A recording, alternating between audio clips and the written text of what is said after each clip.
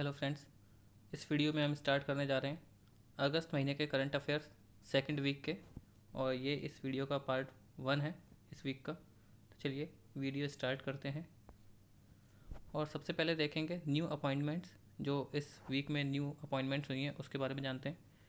तो सबसे पहला है Jammu and Kashmir lieutenant governor Girish Chandra Murmu has been appointed as the new comptroller and auditor general of India. जो गिरीश चंद्र मुर्मू हैं वो comptroller and auditor general of India बने हैं। ठीक है, अगला देखते हैं। A sports gaming platform WTF has been appointed cricketers Harmanpreet Kaur and Suresh Raina as its global brand ambassador. और जो स्पोर्ट्स की एक गेम कंपनी है WTF स्पोर्ट्स, उन्होंने हरमनप्रीत कौर और सुरेश रैना को अपना ग्लोबल एम्बेसडर नियुक्त किया है। तीसरा है M.A. Hampiholi has assumed charge as the commandant of Indian naval academy. और जो M.A. हम्पी होली हैं उन्होंने नावल एकेडमी के कमांडेंट के रूप में चार्ज लिया है। ठीक है, अगला है PS Ranipse has been appointed as the new inspector general of CRPF। और जो सेंट्रल रिजर्व पुलिस फोर्स है उसके नए IG कौन बन गए हैं? PS रानिपसे। ठीक है, अगला है Pradeep Kumar Joshi has been appointed as the new chairman of UPSC। और जो सिविल सर्विसेज की जो परीक्षा होती है उसका जो बॉडी होती है UPSC, उसके चेयरमैन कौन बने हैं? प्रदीप कुमार जोशी। अगला है Harsh Kumar Bhanwala has been appointed as the executive chairman of Capital India Finance. ठीक है, तो ये थी कुछ अपॉइंटमेंट्स। आगे बढ़ते हैं। अब बात करते हैं ऑबिचुरीज़ की। जो लोग नहीं रहे इस वीक उनके बारे में जानते हैं। Shivaji Patil Nilangekar passed away recently was the former chief minister of Maharashtra. और जो शिवाजी पाटिल हैं जो महाराष्ट्र के पूर्व मुख्यमंत्री थे, उनका अभी निधन हो गया है। अगले हैं veteran television actor Sameer Sharma has passed away. और जो टीवी के कलाकार थे उन समीर शर्मा इनका भी अभी निधन हो गया है। अगले हैं former Saurashtra cricket coach and manager Hasmukh Bhai Joshi, popularly known as Baba Bhai, passed away. और जो सौराष्ट्र क्रिकेट के कोच थे और मैनेजर थे सौराष्ट्र क्रिकेट के, हसमुख भाई जोशी, जो बाबा भाई के नाम से भी जाने जाते थे, प्रख्यात थे बाबा भाई के नाम से, उनका अभी निधन हो गया है। अगले हैं former governor of Arunachal Pradesh Ram D Pradhan, passed away.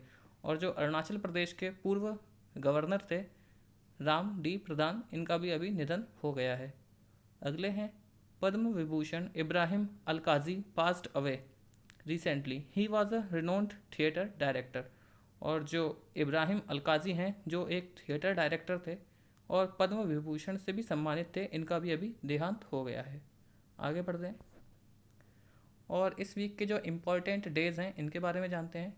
तो जैसे 7 अगस्त के दिन नेशनल हैंडलूम डे था, 9 अगस्त के दिन नागासाकी डे, और हमने अभी क्विट इंडिया मूवमेंट की, जो भारत छोड़ो आंदोलन है, उसकी 78वीं एनिवर्सरी बनाई कब? 8 अगस्त को।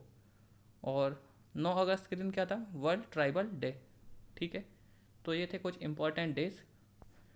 और अब शुरू करेंगे इस वीडियो का पहला क्वेश्चन,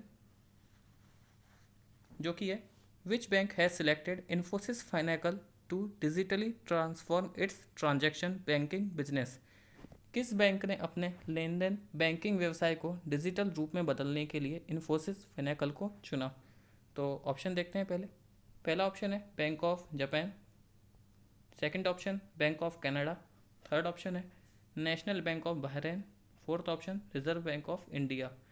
तो जो इसका राइट आंसर है वो है national bank of Bahrain. Third option इसका राइट आंसर है। ठीक है, और जो इन्फोसिस है इसके हेडक्वार्टर कहाँ पे है? बेंगलुरु। ठीक है, हेडक्वार्टर कहाँ है इन्फोसिस फाइनेकल के? बेंगलुरु। और इसके MD और CEO कौन है? सलील पारेख। सलील पारेख कौन है? MD एंड CEO किसके? इन्फोसिस फाइनेकल के। ठीक है, और जो बहरेन है ये इसकी कैपिटल क्या है? इसकी कैपिटल है मनामा। मनामा बहरीन की कैपिटल है और करेंसी क्या है? बहरीनियन दिनार।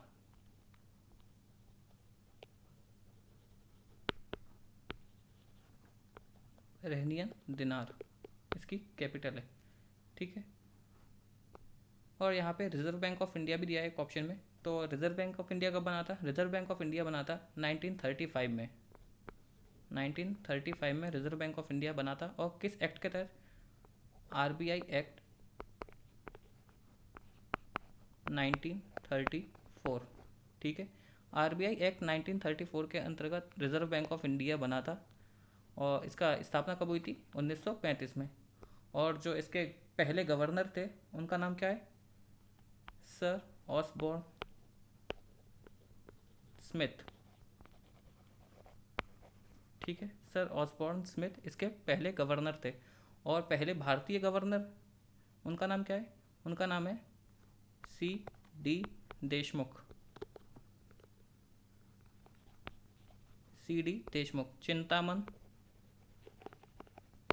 दास देशमुख।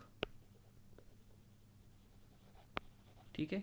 ये रिजर्व बैंक ऑफ इंडिया के पहले भारतीय गवर्नर थे। ठीक है। आगे बढ़ते हैं। अगले क्वेश्चन में बोल रहा है who is the author of the book Vishesh code to win. ये विशेष किताब के लेखक कौन हैं? तो देखते हैं। पहला ऑप्शन है निरुपमा यादव। एक सेकेंड।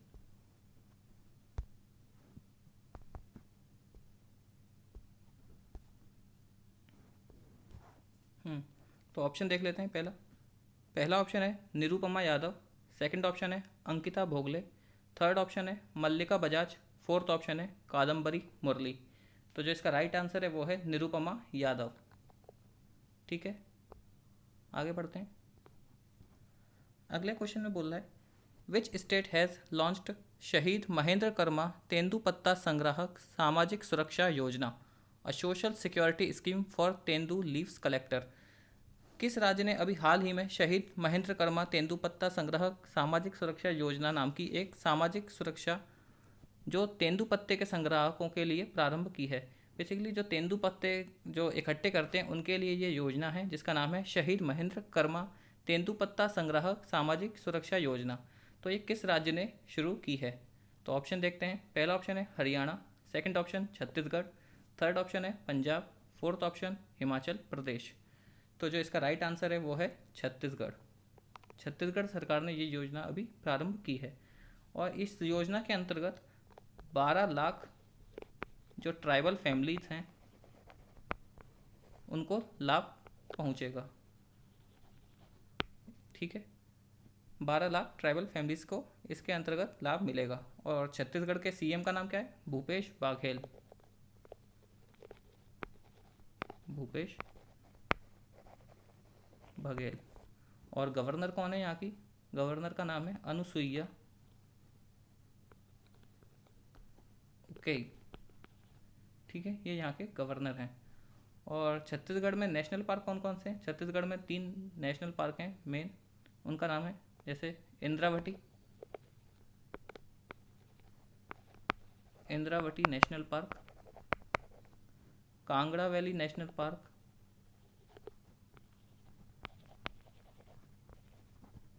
और तीसरा है गुरु घासीदास नेशनल पार्क। गुरु घासीदास नेशनल पार्क।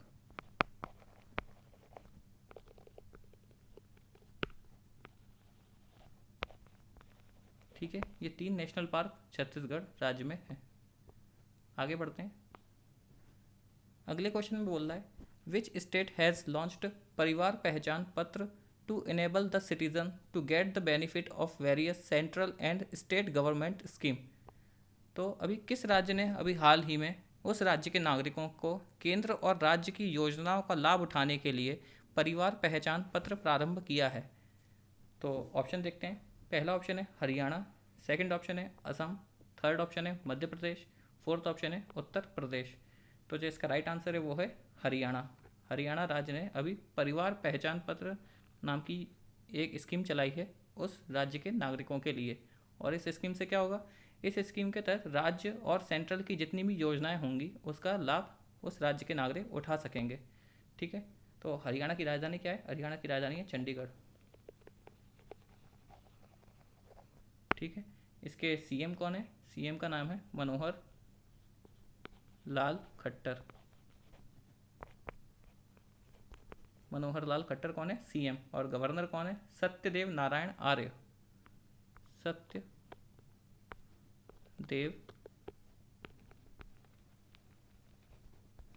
नारायण आर्य। ठीक है, ये यहाँ के गवर्नर हैं। और नेशनल पार्क कौन कौन से हैं? एक है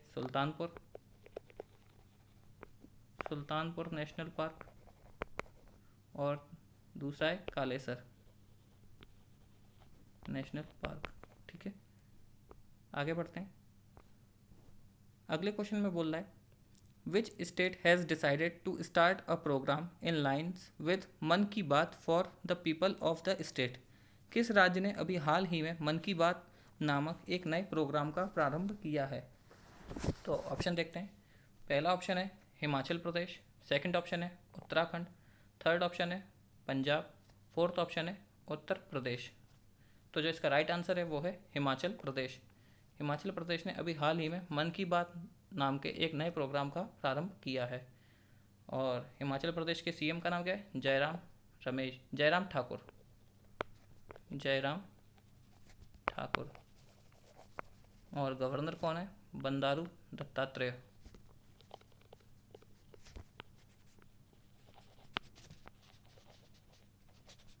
बंडारू दत्तात्रेय कौन है? यहाँ के गवर्नर। आगे बढ़ते हैं। अगले क्वेश्चन में बात करिए, who is the chairman of the high level group on agriculture export set up by 15th finance commission? तो 15वें वित्त आयोग द्वारा गठित कृषि निर्यात पर उच्च स्तरीय विशेषज्ञ समूह के अध्यक्ष कौन थे? तो ऑप्शन देखते हैं। पहला ऑप्शन है राधा सिंह, सेकंड ऑप्शन है संजीव पुरी, थर्ड ऑप्शन है जय श्रॉफ, या फोर्थ ऑप्शन मनमोहन कोठारी। तो जो इसका राइट आंसर है वो है सेकंड ऑप्शन संजीव पुरी। संजीव पुरी अभी 15वें वित्त आयोग द्वारा एक कृषि निर्यात पर एक उच्च स्तरीय विशेषज्ञ समूह की एक बैठक हुई है, उसके अध्यक्ष हैं। ठीक है, और जो ये मीटिंग है इसका एजेंडा क्या है? इसका एजेंडा है इंपोर्ट को कम करना कृषि से संबंधित, और एक्सपोर्ट का बढ़ाना। ठीक है, जो कृषि में जितने भी प्रकार के बीज फर्टिलाइजर्स वगैरह यूज़ होते हैं उसका इंपोर्ट कम से कम करना और एक्सपोर्ट को बढ़ाना इसका उद्देश्य है। और 15वें वित्त आयोग के जो कमिश्नर हैं उनका नाम क्या है? NK सिंह। ये 15th वित्त फाइनेंस चेयरमैन है। ठीक है, 15वें वित्त आयोग के। आगे बढ़ते हैं। और जैसे यहाँ पे एग्रीकल्चर की बात हुई है, तो एग्रीकल्चर मिनिस्टर कौन है? एग्रीकल्चर मिनिस्टर है नरेंद्र सिंह तोमर। नरेंद्र सिंह तोमर। ठीक है, और इनकी कॉन्स्टिट्यूएंसी क्या है? कॉन्स्टिट्यूएंसी है मुरैना। और जो यहाँ पे फाइनेंस कमीशन की बात की गई है, ये जो फाइनेंस कमीशन है वो किस आर्टिकल के अंदर आता है? Article 280 of Indian constitution. ठीक है, आर्टिकल 280 में 15वें वित्त आयोग के बारे में बताया गया है। आगे बढ़ते हैं। अगले क्वेश्चन में बोल रहा है, the Asian Development bank has signed a $200 million financing deal with which company for the construction of power plant in Bangladesh? तो एशियाई विकास बैंक ने किस कंपनी के साथ बांग्लादेश में पावर प्लांट के निर्माण के लिए $200 मिलियन के पोषण सौदे पर हस्ताक्षर किए हैं? तो ऑप्शन देखते हैं। पहला ऑप्शन है Tata power, second option Adani, third option है रिलायंस पावर, या फोर्थ ऑप्शन NTPC लिमिटेड। तो जो इसका राइट आंसर है वो है third option Reliance power. Reliance power के साथ अभी एशियाई विकास बैंक, एशियन डेवलपमेंट बैंक ने $200 मिलियन के समझौता किया है, जिसके तहत वे क्या करेंगे? बांग्लादेश में पावर प्लांट का निर्माण करेंगे। ठीक है, तो रिलायंस पावर इसका राइट आंसर है। और जो एशियाई विकास बैंक है, एशियन डेवलपमेंट बैंक, इसके हेडक्वार्टर कहाँ है? Manila Philippines. ठीक है, और हेड कौन है एशियन डेवलपमेंट बैंक के? इनका नाम है मसत सुगु आसाकावा। ठीक है। Masatsugu Asakawa Asian Development Bank के हेड हैं। आगे बढ़ते हैं।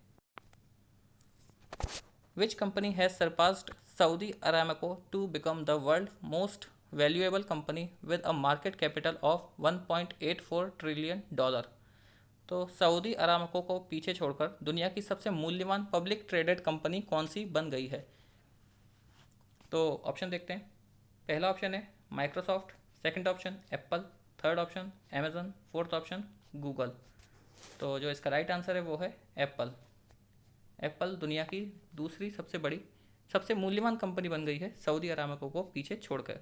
ठीक है, तो एप्पल के सीईओ कौन है? इनका नाम है टिम कुक। आगे बढ़ते हैं।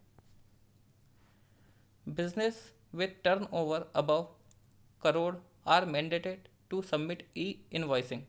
तो कितने करोड़ से ऊपर के टर्नओवर वाले व्यवसाय को ई चालान जमा करना अनिवार्य हो गया है? तो ऑप्शन देखते हैं। पहला ऑप्शन है 500 crore, second option 100 crore, third option 200 crore या फोर्थ ऑप्शन 300 करोड़।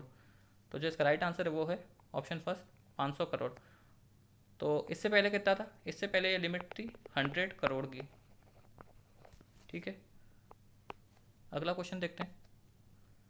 अगले क्वेश्चन में बोला है what is the name of the incubator capabilities enhancement programme launched by the Atal innovation mission.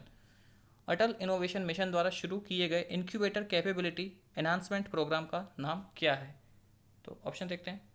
पहला ऑप्शन है AIM E craft, second option AIM I start, third option AIM I crest या fourth option AIM ई stem.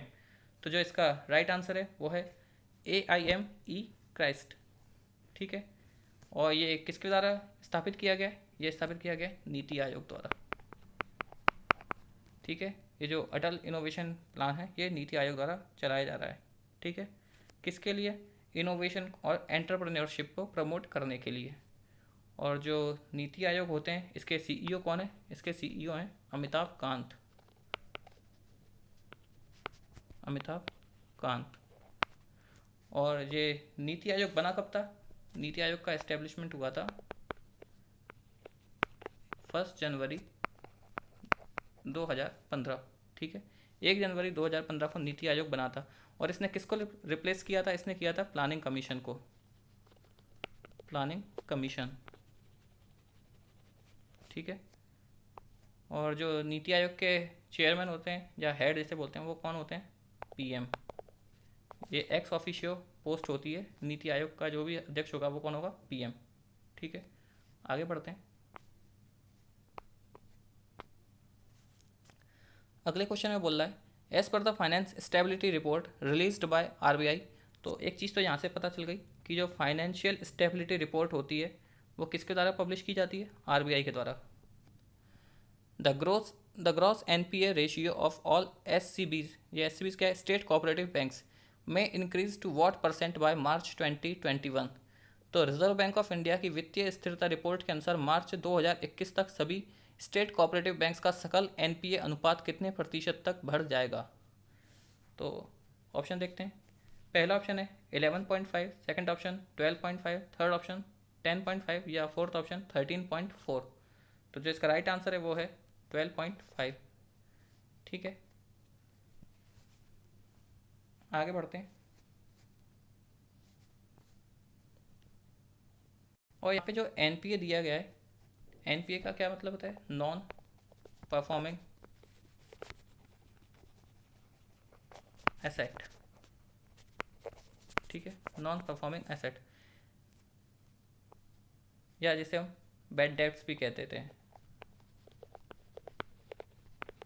डूबत ऋण, ऐसी capital जो अब डूब चुकी है। ठीक है, या जिसके वसूल होने की कोई संभावना नहीं है। और ये किसी जो लोन जैसे हम देते हैं, कोई कैपिटल जो होती है उसे बैड डेट्स या NPA कब घोषित किया जाता है? 90 दिन से अधिक अवधि तक जब उसका पेमेंट नहीं होता तो कोई कैपिटल बैड डेट्स या NPA हो जाती है। ठीक है, आगे बढ़ते हैं।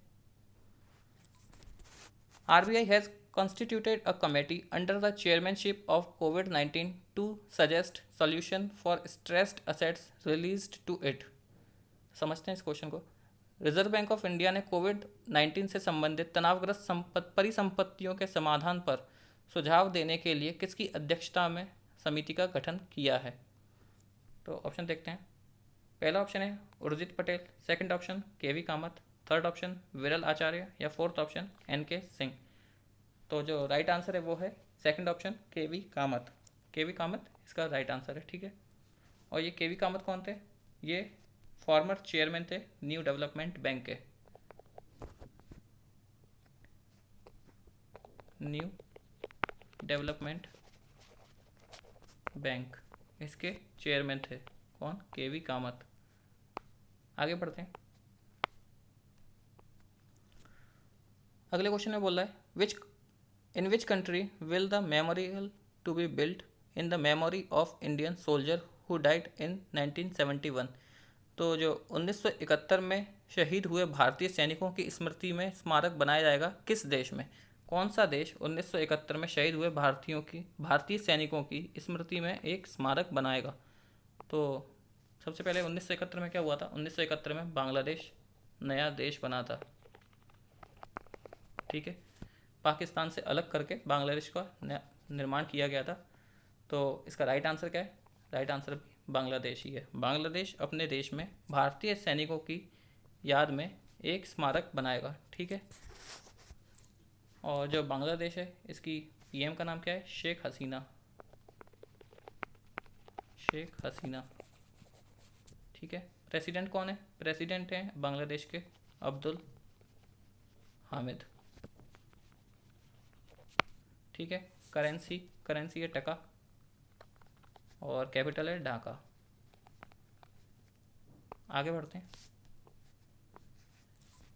और ये एक लैंड एग्रीमेंट एक्ट भी देख लेते हैं जो इंडिया और बांग्लादेश के बीच हुआ था। The 100th constitution amendment act 2015 rectified the land boundary agreement between India and Bangladesh. तो जो 2015 में 100वां कॉन्स्टिट्यूशन अमेंडमेंट हुआ था, संविधान संशोधन, उसके तहत भारत और बांग्लादेश के बीच लैंड एग्रीमेंट हुआ था। The act amended the first schedule of constitution to exchange the dispute territories occupied by both the nation in accordance with 1974 bilateral land boundary agreement, ठीक है। और ये जो 100वां संशोधन हुआ था वो जो भारत का पहला जो आर्टिकल है उसमें संशोधन हुआ उसके तहत। और जो 1974 से जो लैंड बाउंड्री एग्रीमेंट का जो विवाद चला आ रहा था उसको सॉल्व किया। इसके तहत जो इंडिया के पास 111 जो बांग्लादेशी एनक्लेव थे उनको बांग्लादेश को दिया गया, और जो बांग्लादेश के पास भारत के 51 एनक्लेव थे वो पुनः भारत को मिल गए, ठीक है। तो ये था कुछ लैंड एग्रीमेंट जो एक्ट था, इसके बारे में जानकारी। आगे बढ़ते हैं। अगले क्वेश्चन में बोला है in which country Kavkaz 2020 practice held in which India will participate. तो भारत किस देश में होने वाले कवाकज 2020 अभ्यास में हिस्सा लेगा? तो ऑप्शन देखते हैं। पहला ऑप्शन है Russia, second option Mongolia, third option Kazakhstan या फोर्थ ऑप्शन जापान। तो जो इसका राइट आंसर है वो है रशिया। रशिया में कहाँ पे हो रहा है? अस्त्रखान।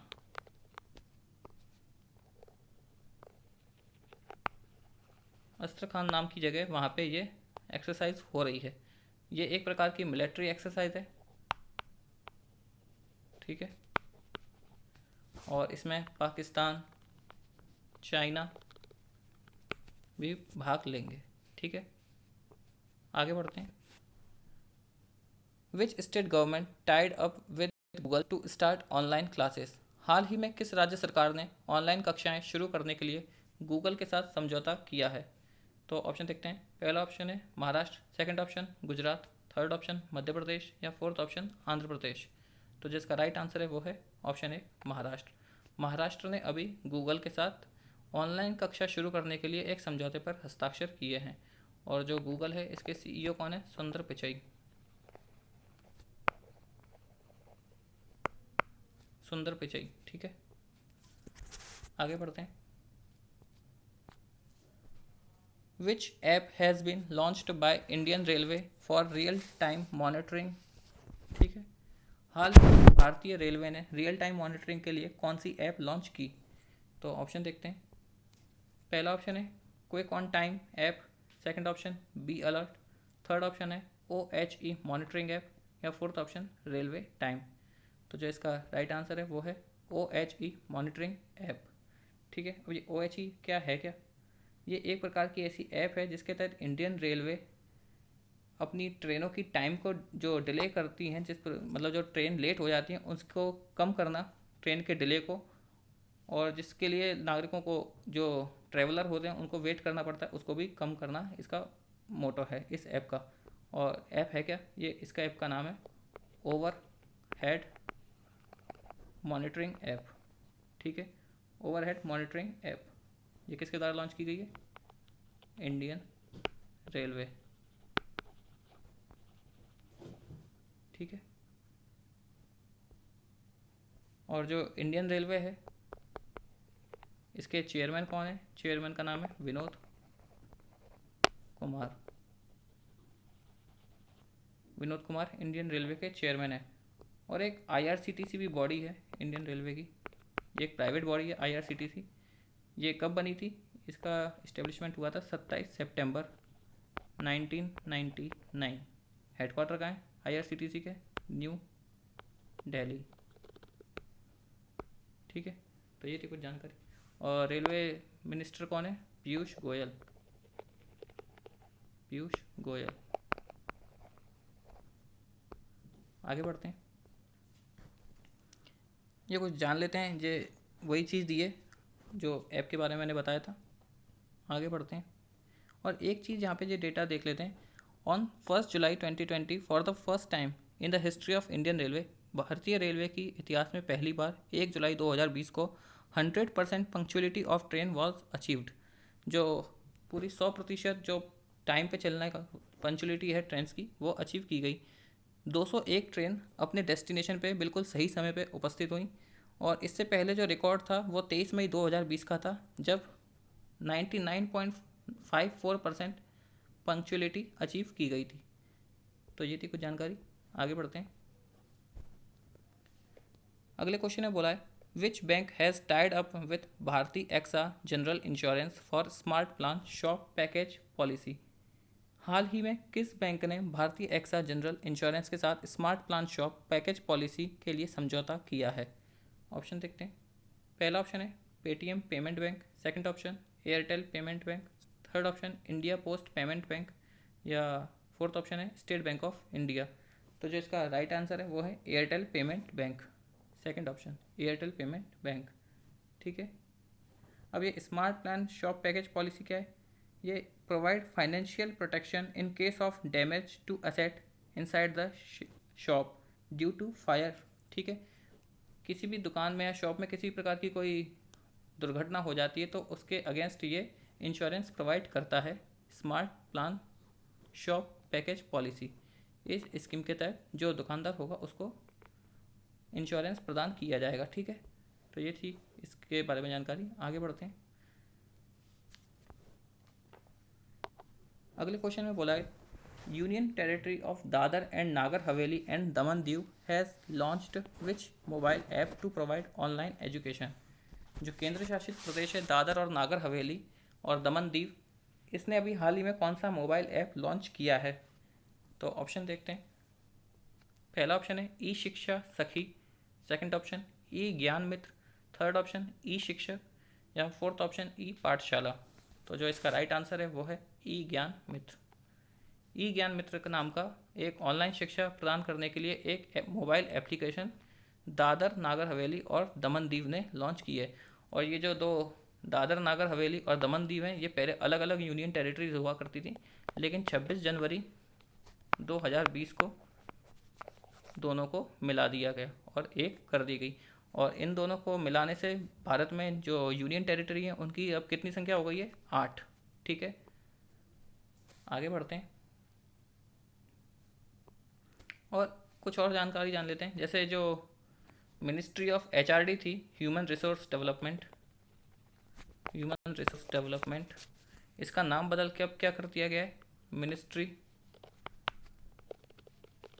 Of education. ठीक है, और मिनिस्ट्री ऑफ एजुकेशन के मिनिस्टर कौन है? रमेश पोखरियाल निशंक। ठीक है, आगे बढ़ते हैं।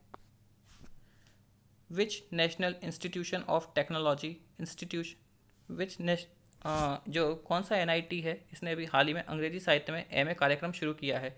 विच national institution of technology has started a MA program in English literature? तो ऑप्शन देखते हैं। पहला ऑप्शन है NIT Karnataka, second option NIT Warangal, third option NIT Nagpur, या फोर्थ ऑप्शन एनआईटी ट्रिची। ठीक है, तो जो इसका राइट आंसर है वो है फोर्थ ऑप्शन एनआईटी ट्रिची। आगे बढ़ते हैं। ये जो एनआईटी ट्रिची है, इसने अभी हाल ही में अंग्रेजी साहित्य में एमए का शुरू किया है, एमए के लिए एक प्रोग्राम इंग्लिश में। अगला क्वेश्चन है टिक बॉर्न SFTS वायरस हैज़ री इमर्ज्ड इन विच कंट्री? तो जो टिक जनित वायरस है ये अभी किस कंट्री में उभरा है, फिर से शुरू हो चुका है? तो ऑप्शन देखते हैं। पहला ऑप्शन है Japan, second option Brazil, third option चीन, या फोर्थ ऑप्शन मैक्सिको। तो जो इसका राइट आंसर है वो है चाइना। और ये SFTS का मतलब फुल फॉर्म क्या है? इसकी फुल फॉर्म है सीवियर फीवर विथ ट्रोम्बाग्यूटोपेनिया। मैं लिख देता हूँ, सीवियर फीवर विद ट्रोम्बा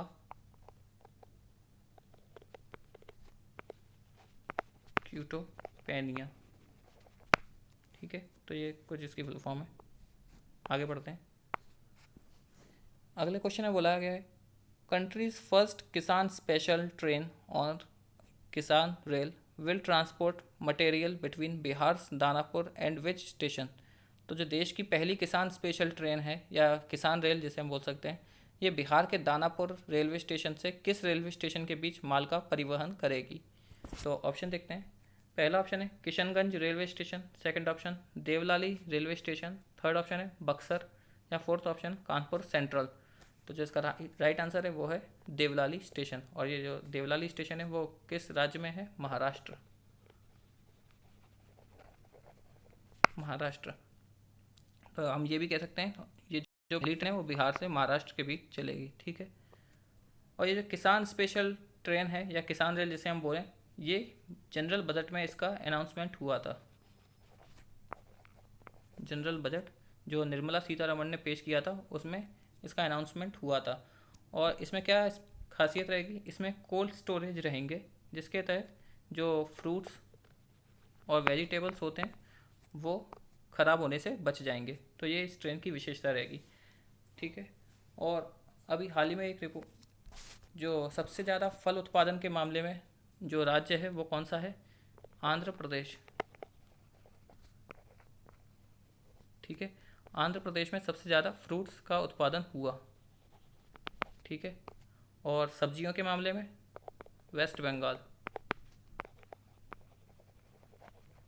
ठीक है, वेस्ट बंगाल किसके मामले में? सब्जियों के मामले में, वेजिटेबल्स। और मछलियों के उत्पादन में तमिलनाडु। तमिलनाडु ने किसको सरपास किया? गुजरात। पहले गुजरात था, फिर उसके बाद तमिलनाडु बन गया मछलियों के मामले में सबसे अग्रणी राज्य। आगे बढ़ते हैं। How many states and union territories have joint electronic vaccine intelligence network? तो कितने राज्य और केंद्र शासित प्रदेशों ने इलेक्ट्रॉनिक वैक्सीन इंटेलिजेंस नेटवर्क से जुड़ चुके हैं? तो ऑप्शन देखते हैं। 28, 32, 19 या 25। तो जो राइट आंसर है वो है 32। 32 राज्य अभी तक इलेक्ट्रॉनिक वैक्सीन इंटेलिजेंस नेटवर्क से जुड़ चुके हैं। आगे बढ़ते हैं। अगले क्वेश्चन में बोला है which state has launched a work management symbol portal to manage and monitor development works in all urban local bodies in the state? तो किस राज्य ने अभी राज्य के सभी शहरी स्थानीय निकायों में विकास कार्यों के प्रबंधन और निगरानी के लिए एक works management system portal launch किया है? तो ऑप्शन देखते हैं। पहला ऑप्शन है Punjab, second option Haryana, third option Gujarat, या फोर्थ ऑप्शन महाराष्ट्र। तो जो इसका राइट आंसर है वो है हरियाणा। हरियाणा राज्य ने एक works management system portal launch किया है। आगे बढ़ते हैं। The Supreme Court the Supreme Court has made it's mandatory for all municipal corporation and state pollution control board to which app for tracking biomedical waste daily. तो supreme court ने रोजाना biomedical कचरे पर नज़र रखने के लिए सभी नगर निगमों और राज्य प्रदूषण नियंत्रण बोर्डों को किस ऐप का उपयोग करना अनिवार्य कर दिया है। तो ऑप्शन देखते हैं। पहला ऑप्शन है कोविड-19 BWM ऐप। सेकंड ऑप्शन है co bio app. Third option कोविड-19 बायो ऐप। या फोर्थ ऑप्शन कोविड-19 वेस्ट टू क्लीन ऐप। तो जो इसका राइट आंसर है वो है कोविड-19 BWM ऐप, फर्स्ट ऑप्शन। ठीक है, आगे बढ़ते हैं। अगले क्वेश्चन में बोला है which country has launched N unarmoured Minuteman third intercontinental ballistic missile.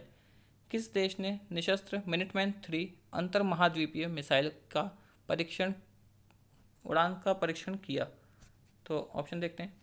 पहला ऑप्शन है रूस, second option America, third option है इजराइल या फोर्थ ऑप्शन जापान।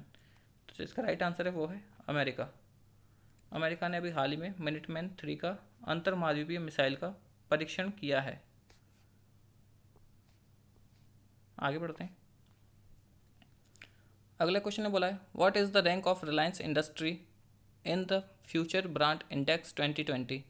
तो जो फ्यूचर ब्रांड इंडेक्स है उसमें रिलायंस इंडस्ट्री की रैंक क्या है।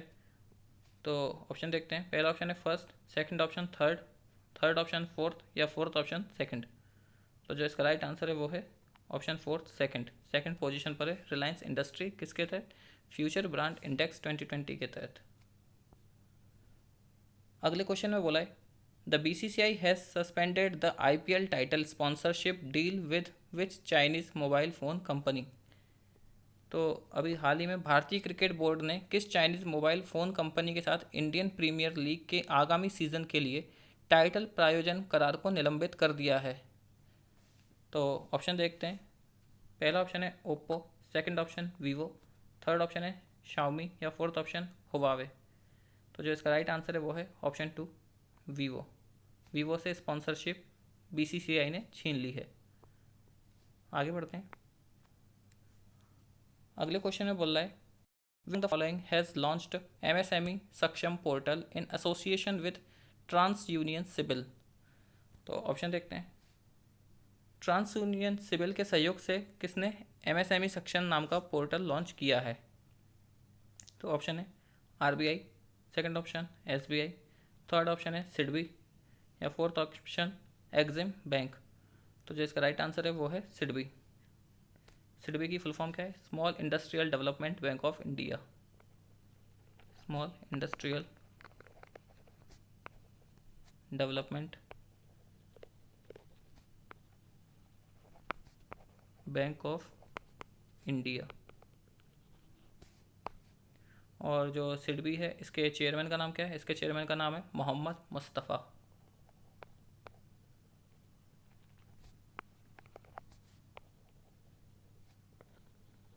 मोहम्मद मुस्तफ़ा। और हेडक्वार्टर कहाँ है? लखनऊ। आगे बढ़ते हैं। और यहाँ पे एक MSME दिया है। तो MSME क्या है? ये micro small and medium enterprises. Micro small and medium enterprises. ठीक है। अब कोई कंपनी कब माइक्रो होगी, कब स्मॉल की श्रेणी में आएगी या कब मीडियम की श्रेणी में आएगी, तो ये बता देता हूँ मैं।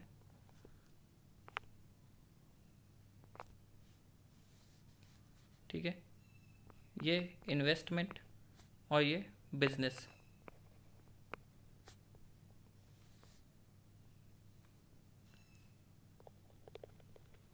कोई कंपनी माइक्रो कब होगी? जब 1 करोड़ रुपए का उसका इन्वेस्टमेंट हो और 5 करोड़ का बिजनेस, तब ये माइक्रो की श्रेणी में आएगी। स्मॉल की श्रेणी में कब आएगी कोई कंपनी? जब 10 करोड़ का इन्वेस्टमेंट हो और 50 करोड़ का बिजनेस। और मीडियम की श्रेणी में तब आएगी जब 50 करोड़ का इन्वेस्टमेंट हो और 250 करोड़ का बिजनेस हो, तब एक कंपनी मीडियम की श्रेणी में आएगी। ठीक है, तो आई होप आपको ये समझ में आया होगा माइक्रो कब आएगी, स्मॉल में कब आएगी और मीडियम में कब आएगी। आगे बढ़ते हैं। और जो एमएसएमई के मंत्री हैं इनका नाम क्या है? नितिन गडकरी। नितिन गडकरी। और इनकी कॉन्स्टिट्यूएंसी क्या है? नागपुर। ठीक है। और ये कुछ एमएसएमई के बारे में और थोड़ा वो देख लेते हैं, किस राज्य ने कौन सी योजना स्कीम शुरू की है। तो एट वन क्लिक नाम की जो स्कीम है, एट वन क्लिक, ये एमएसएमई के लिए गुजरात सरकार ने लॉन्च की है। और आंध्र प्रदेश की सरकार ने कौन सी लॉन्च की है? Restart scheme. किसने? आंध्र प्रदेश। और चैंपियंस नाम का एक पोर्टल लॉन्च किया है गवर्नमेंट ऑफ इंडिया ने।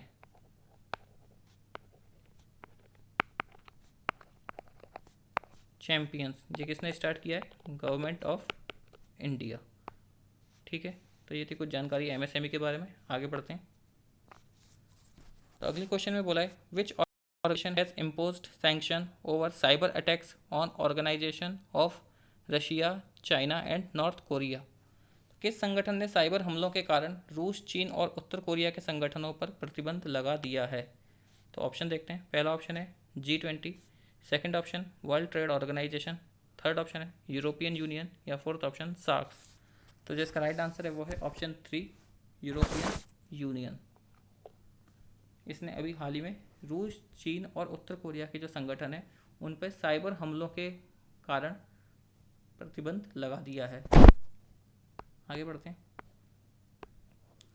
अगले क्वेश्चन में बोला है the government of India has announced a logo design contest for its which flagship initiative. तो भारत सरकार ने अपनी किस प्रमुख पहल के लिए एक लोगो डिज़ाइन प्रतियोगिता की घोषणा की है?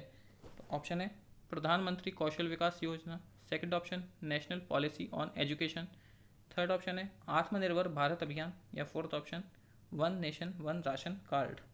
तो जो इसका राइट आंसर है वो है ऑप्शन 3 आत्मनिर्भर भारत अभियान के लिए लोगो डिज़ाइन प्रतियोगिता का प्रारंभ किया है किसने? भारत सरकार ने। आगे बढ़ते हैं। इस क्वेश्चन में बोला है Bengaluru startup vernacular in partnership with which bank will launch the AI powered multilingual voice bot AXAA. ये AI क्या है? Artificial intelligence.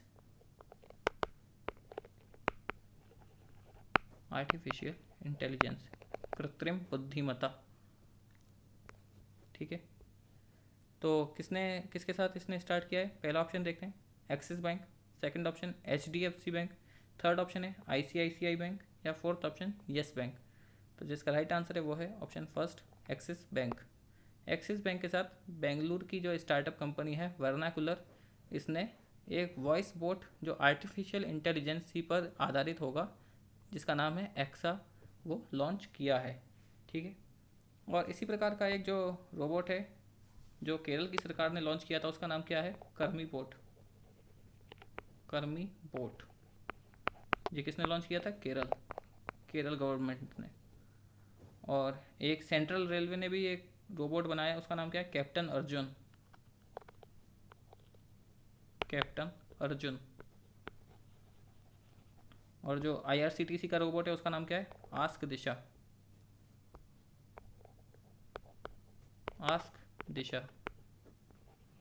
ये किसका है? IRCTC। ठीक है।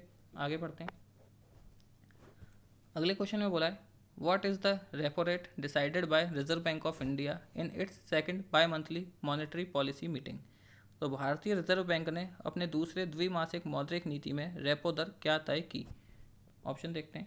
पहला ऑप्शन है 4.25%, सेकंड ऑप्शन 4%, थर्ड ऑप्शन 3.35% या फोर्थ ऑप्शन 4.75%।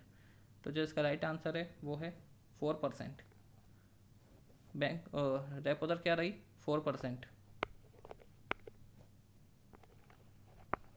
ठीक है। और रिवर्स रेपो रेट क्या रही? वो रही 3.35% और बैंक रेट 4.25%। ठीक है। ये रिवर्स रेपो रेट और ये बैंक रेट। ठीक है, आगे बढ़ते हैं। LIC has acquired 4.23% share in which bank. तो हाल ही में LIC ने किस बैंक में 4.23% के शेयर खरीद लिए हैं? तो ऑप्शन देखते हैं। पहला ऑप्शन है येस बैंक, सेकंड ऑप्शन बंधन बैंक, थर्ड ऑप्शन है इंडिया पोस्ट पेमेंट बैंक, या फोर्थ ऑप्शन कैनरा बैंक। तो जो इसका राइट आंसर है वो है option first yes bank. Yes bank में अभी LIC ने 4.23% की शेयर खरीद लिए हैं। आगे बढ़ते हैं। अगले क्वेश्चन में बोला जा रहा है recently which state has launched new electric vehicle policy. तो अभी हाल ही में किस राज्य ने नई इलेक्ट्रिक वाहन पॉलिसी लॉन्च की? तो ऑप्शन देखते हैं। पहला ऑप्शन है दिल्ली, सेकंड ऑप्शन मध्य प्रदेश, थर्ड ऑप्शन है उत्तर प्रदेश, या फोर्थ ऑप्शन हरियाणा। तो जो इसका राइट आंसर है वो है दिल्ली। और दिल्ली के CM कौन है? अरविंद केजरीवाल।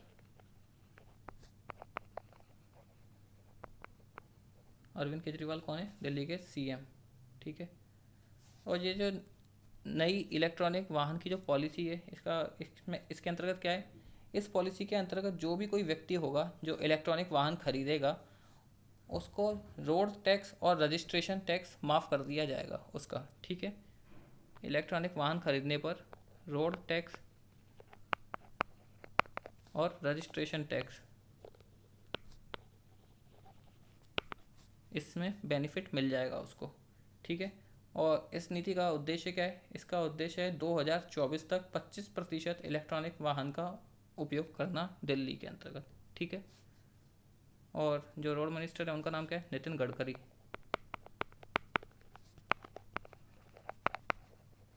ठीक है, आगे बढ़ते हैं। अगले क्वेश्चन में बोला जा रहा है विच union minister launched silk mask gift box.